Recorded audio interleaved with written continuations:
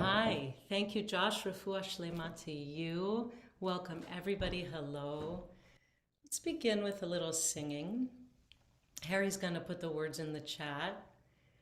Singing is a wonderful mindfulness practice that we can begin with to immediately dive down and anchor as we sit tall, or if you prefer, lie down, take care of yourself in any way you need today. To anchor in sound, to pay attention to our breathing, the expansion of our rib cage, to the resonance of sound in our sinuses, in our chest, all the resonances that allow us to feel alive, to just really anchor our attention here. So please join me. God, prepare me to be a sanctuary, pure and holy, tried and true, with thanksgiving. I'll be a living sanctuary for you. Vasuli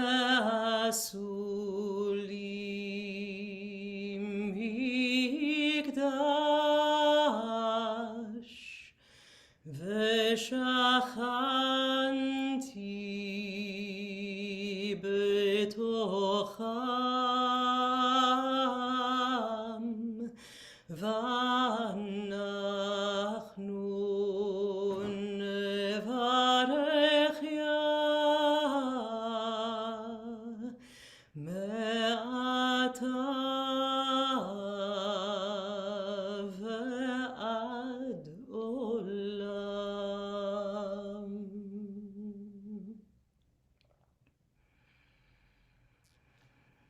So the first verse from this week's parasha, Truma, gifts, and we'll get to that in a moment. And the second verse, V'anachnu nevarech from Psalm 115, you recognize it from Hallel and also from Ashrei.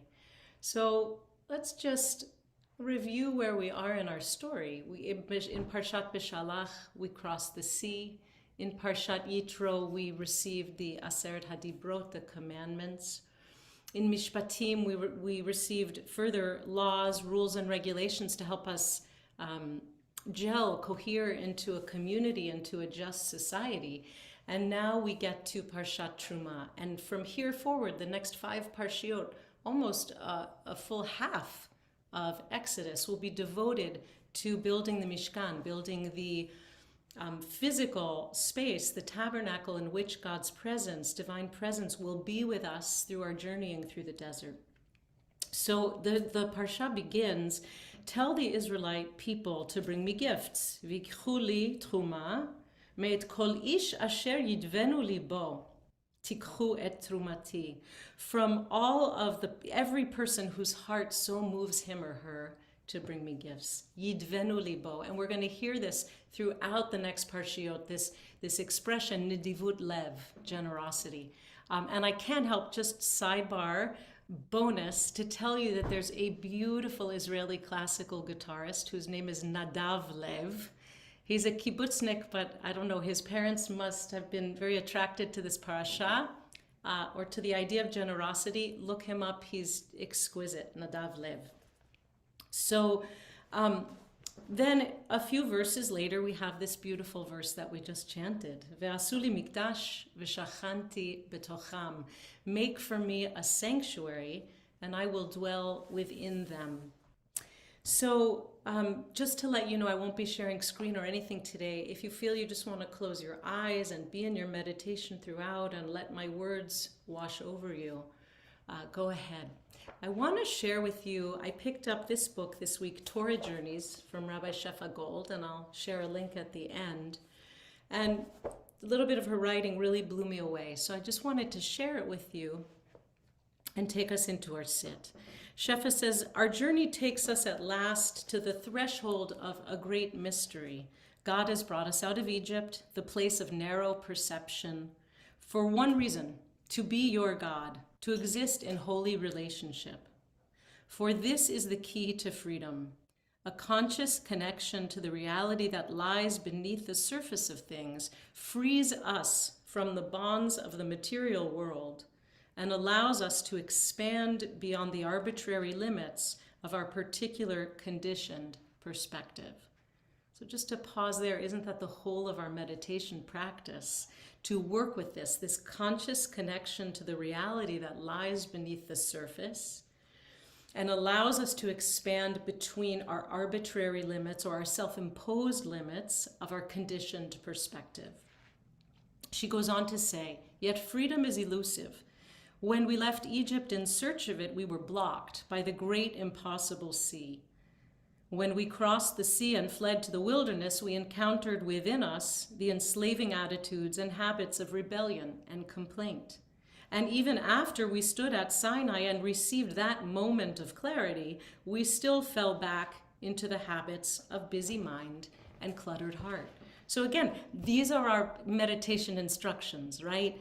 Mitzrayim, we have a personal Mitzrayim, a personal place of constriction, something that grasps us, clinging, aversion, delusion. We cross the sea, that is to say, we find ease. We find a way to work with ourselves. We do our practices. And then what enters right away? The Israelites cross the sea, they just start complaining again. We work through something, but again, our habitual responses come and grab us and constrict us. And we need a plan. We need a plan to work with this again and again, because we're always crossing the sea and we're always working with ourselves. So what is the plan? The plan is the Mishkan. She continues, and so God says to us, make for me a holy place so that I can dwell inside you, right? Ve'asuli mikdash. And just to look at the Hebrew, I love shorashim, I love roots. Mikdash, a place of holiness, kedusha, related to holiness, so that I can dwell. And that verb is related to shechina, the feminine indwelling presence of God, so that God can dwell inside us. Yes, it's possible to stay connected with me at all times, in all places, even as you engage in the life of the world. That's God telling us, right? And now, Rabbi Shefa Gold, when we make a place for God to dwell in our lives, then we will never again be trapped in the illusion of separateness. Let me say that again. When we make a place for God to dwell in our lives, then we will never again be trapped in the illusion of separateness. God will be available and accessible to us in the innermost chamber of the heart and in the inner dimension of all creation. So that's the Mishkan. It's inside. I think of my own teachers, and in particular, I remember Sylvia Boorstein and Jeff Roth saying on long meditation retreats, guys, there's no there out there. The drama, it's all in here.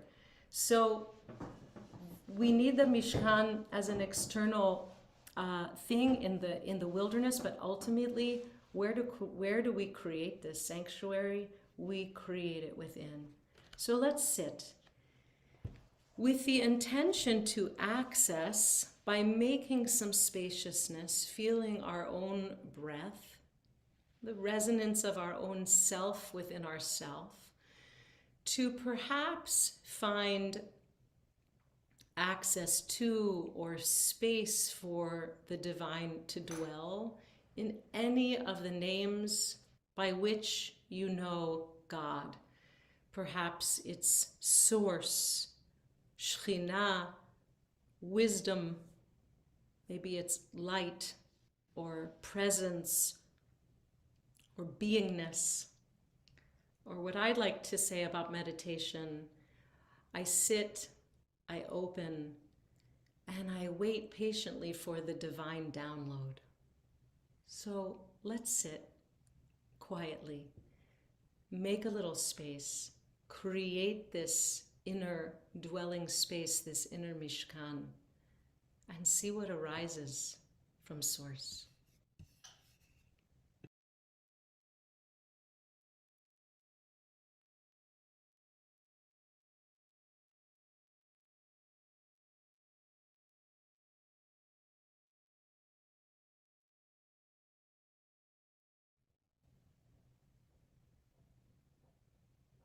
Feel the coming and the going of your own breath.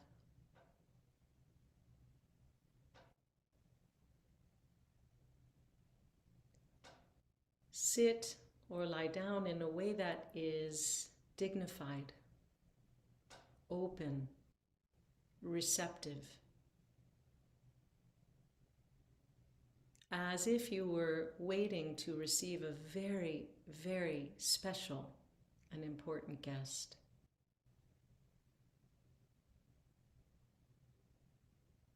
And as we sit, and when or as the mind wanders, see if you're able, in gentleness, to call the mind back to this anchor of dwelling with Nidivut Lev, with generosity.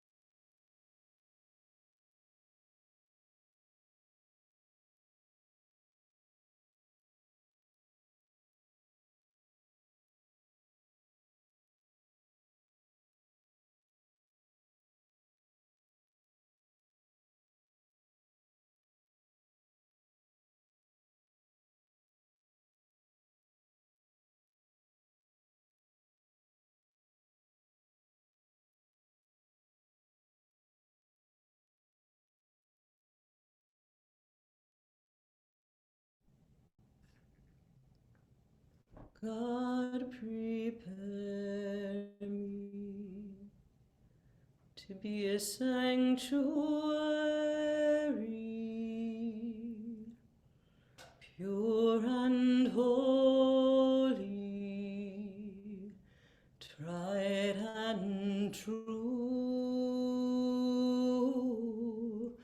and with thanksgiving I'll be a living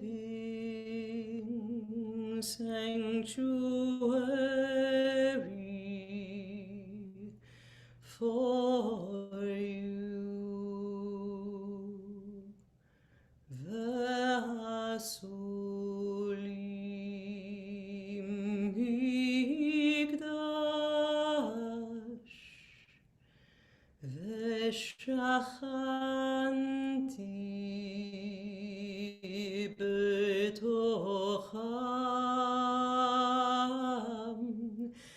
va'anachnu nevarech me'ata ve'ad olam.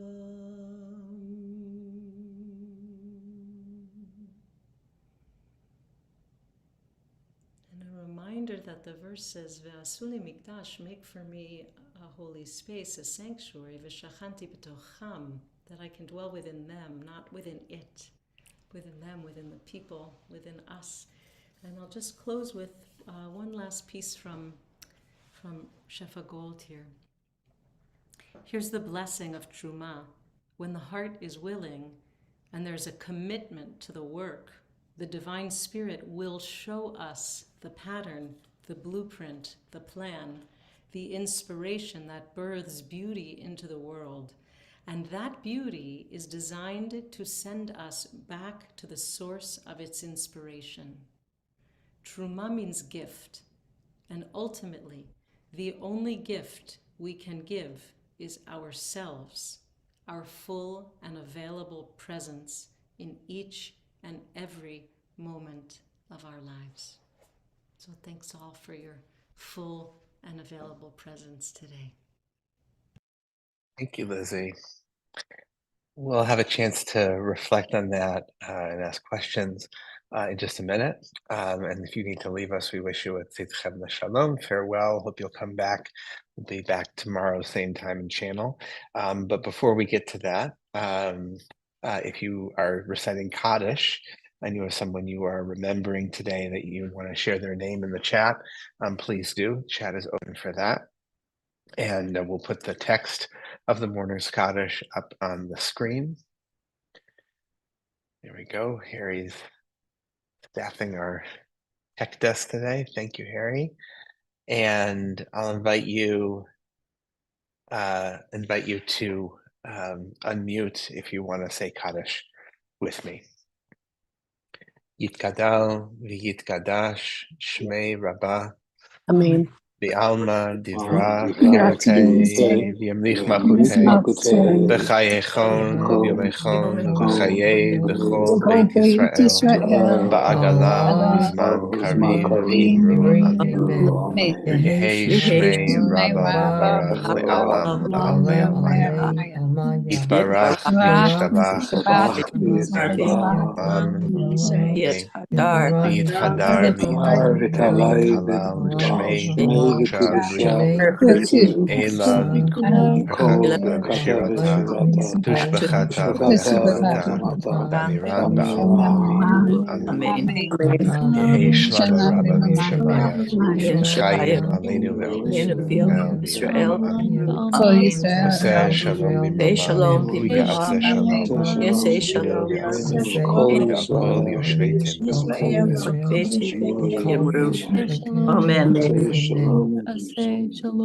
Amen. Thank you. Amen. Amen. Right, thank you. So we'll bring Lizzie back up on the screen here. And Lizzie, there's already been a request for a little information about the book from Shefa that you were citing. Yes, of Folks wanted course. to know Harry's going to what it put that was. link in the chat. It's called Torah Journeys, The Inner Path to the Promised Land by Rabbi Shefa Gold. So we'll put the title and as well a link to purchasing. Fantastic. Okay, wonderful. Um, so yeah, thank you. That was such a beautiful teaching and practice, emphasizing the betocham aspect that you sort of put an extra little cherry on top at the end, right? That this act of creating the Mishkan, the Mikdash, the holy place, is this opening that is allowing the divine to sort of rest to rest within us, or you called it you're waiting for the spiritual download, I think. The Is that right? divine download. The The divine divine download. download. The divine download. Um, yeah, that's fascinating. I think for me, I find um, it's opening. Download isn't quite how I experience it. I'm trying to think like what's the word, but it's a recentering or an unblocking or something like that. That but it's slow. I mean, download also connotes a similar thing. I think that everything about it is there is some sort of like slowing that happens. Yeah. And that I'm aware of. Yeah. So I wonder how that is for. I'd also like to invite folks in the chat, just like how for you, what is that like? Is it the spiritual download? Is it the flowing, the uncovering? So I'd love to hear Yeah, I what mean, folks I in the think chat think. I think I also was two things, right? There's the making the space. There's making the space, and we talked about that in yoga this week, like the body as the Mishkan, being able to really, open to with generosity in our own bodies to make space. To me, that's the Mishkan, like you said, to allow for flow. Hmm. Then the next thing that happens is when we can make that space and feel that there's sacred opening inside, that's when what I call the divine download can come in. So it's like step one, Yeah, step two. I yeah, always say, like, when I go on retreat, we often go on retreat like maybe with a burning question or we're hoping for something. And after years of going on retreat, I've realized don't you can set a light kavana, but to not really set a goal, to just say hineni, I'm open, I'm here and I'm open. And what I find is that when I do the practice or various spiritual practices, something comes. It's not always the something we're looking for, but it's always a big thing that lands with me, especially in these longer sitting times. And so I think it's that when we kind of build that Mishkan within, then, like she says, the pattern, the blueprint, which is what we're going to see throughout the rest of Shmot, all like serious details about the Mishkan. We ask so many questions. What should I do? What should I do in my life? And we think we don't know. And my feeling has been over time, and very particularly in the last decade of more extended practice, that when we say, I don't know, there's that fear, there's that gripping. When we kind of release that and practice to find this sense of spaciousness, this inner Mishkan, we do know. And we're mm, partnered. We're partnered. mm, I think of it mm. that way. Um, let's see what others feel. Yeah, yeah. Harris is talking about clearing a space and feeling that sense of expansiveness that you're talking about. Yeah, Yeah. I love that, Harris. And it's like, yes, it's difficult to hold on to. And the point is that there's no holding on to it, and we shouldn't hold on to it. But I like that you said, but I can go back to it. We can, every time Hmm. we sit, every time we come to the mat, every time if your practice spiritually is prayer or if it's gardening, every time you come back to it, there's a little bit of access. Like Yeah, Judith said, opening, filling, unveiling, beautiful. yeah, yeah. And interesting that all of those, right? Opening, filling, unveiling. Filling is opening and unveiling. Hey, Judith, I'd love to hear a little more about that because I think of opening and unveiling, right, are both sort of removing, a cover, but filling is a different move, and they're all valid, right? They're all. I'm not invalidating any of them. It's just that they're all, related but different moves, and so they, depending on what our need is or what the moment is moving us towards, right? Yeah, absolutely. I see a question here from Okay. Laura. It's such a Yeah. beautiful question. Would you offer any practical guidance on creating an inner sanctuary when one's inner self feels shaky or uncentered? I would offer, because I feel that way. I feel that way, especially in these times, maybe 75% of my life, if not more. And, our teachers in IJS really have taught us about we remember to remember. So even if you can remember, Laura, to take one deep breath when we feel shaky and uncentered, just that one deep breath can lead to the next deep breath. Mm-hmm. But sometimes it's really hard to remember to take that one deep breath. So when I feel shaky and uncentered, I always try to go back as deep as I possibly can into my body and really feel grounded on my feet. That's a big one. From my feet to the earth, to really feel that, to feel my breath. And when I'm uncentered, particularly the inhale. If the anxiety is intensely deep, particularly the exhale. So they're different instructions. And also, I'll give an instruction that I read from Jack Kornfield a long time ago. When we feel extremely dysregulated, it's really good to touch the earth. For some, that means taking a walk in nature. I'm really new to gardening because I lived in New York City till I was nearly 40. But boy, when I got to Philadelphia, I put my hands in the dirt and I've never stopped. And for me, and it's different for everyone, actually putting your hands in the earth, in the dirt, I find that deeply centering. If you live in a place that's snow covered right now, you might have to dig for that. But you get the point. It could be cooking. If you love the kitchen and spices will open you, you know, then I'll go and I'll make a meal like a Middle Eastern dish that really takes a lot of delicious spices so I can just feel that earthiness. I guess what I'm saying is connect to the senses. Mm-hmm. And for each of us, it's different. It could be sound, it could be smell, it could be movement, it could be a kinesthetic grounding. So maybe anything of what I've just said could be helpful. I hope so. Yeah, that's really wonderful. And there's a lot of other conversation that's coming in here. Yeah. Judith expanded on her comment. Yeah. All right. We're really moving on a lot of Susan, my earth is levels dough. here. Make that Yeah. sound, Joe. Well, but it's also, it's interesting, Lizzie, that you go there because something that hasn't come up this week yet on the Daily Fit is the notion of the work of building the Mishkan is parallel to the work of creation, right? They both, culminate in Shabbat. And that linguistically, there's a lot of parallels between the two.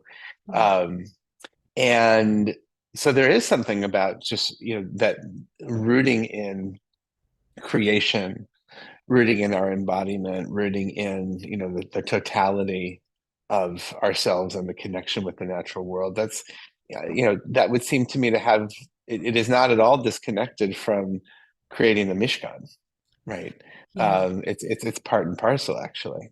Yeah, and one of our core values at IJS is Shabbat consciousness, right? So finding just one tipa, one drop of Shabbat consciousness on Thursday at 1:09 or whatever time it is in your time zone. Yeah. There's really deep value in that. And Sally had the question, how do we do this in times of chaos and crisis? That is the question, all caps right now. And I would say, and I think, as I'm learning from my teachers and just conveying, the practice is the same, whether times are peaceful or times are in chaos or crisis. I always read that the instruction is, meditate, however amount, except if you're stressed and you're very busy, then meditate double. All right. So in times of chaos and crisis, we have to most especially try to remember, because the teaching is not different, and the practice is not different. It's just that it becomes 1000% harder when the nervous system is completely off on its own crisis. Dysregulated. Yeah. Right. When it's Dysregulated, dysregulated. totally off. We're just, the sympathetic nervous system has gone wild in fight or flight. But the instruction is more or less the same. We just have to do it with more tenderness. And if we can take one breath and have the courage for the next breath, we can't change the actual situation in the world in this moment, but we can take one step toward. And that one step is grounding ourselves, and it goes a very, very long way. There's people who are sharing more links for folks who want to who want more of your Torah. You got some folks who are asking Yeah, for more places. We got a lot of our good people, our good yoga regulars. Oh wow, look at this. Few links for Lizzie. I do want to. There's some nice Ladino music on my website. You can entertain yourself. Spotify has some wonderful things from the Milken Archive. But the Jewish Yoga Studio in particular, I want to just let you know, for those of you who are really kavua, who are regular to the daily sit, but yoga's not your jam, come if you'd like to hear for just the first 10 minutes, because we do for 5 minutes a warm-up that is really simple and suitable for everybody.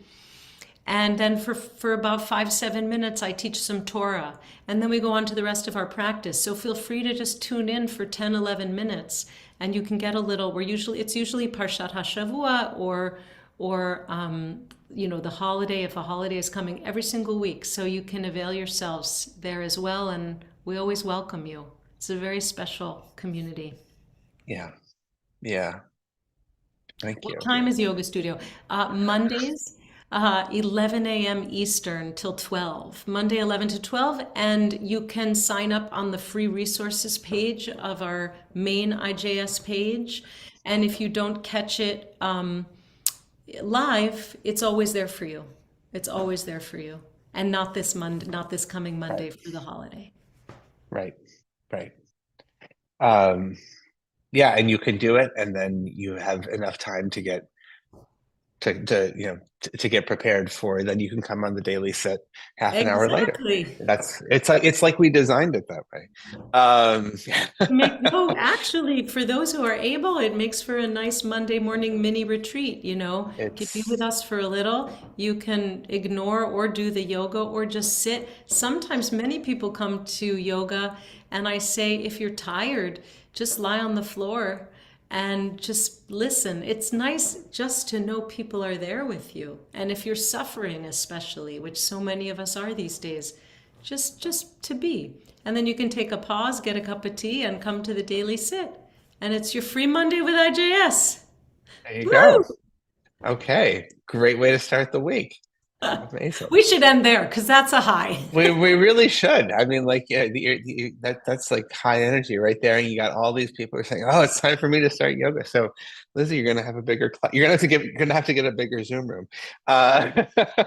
We'll leave some more space for the Zoom room, but truly also the yoga is we make it accessible and really suitable for all bodies, and that you can work in the chair if standing or balance is an issue. So if yoga just scares you as an idea, please don't be scared of our yoga studio at IJS. It's pretty open for all.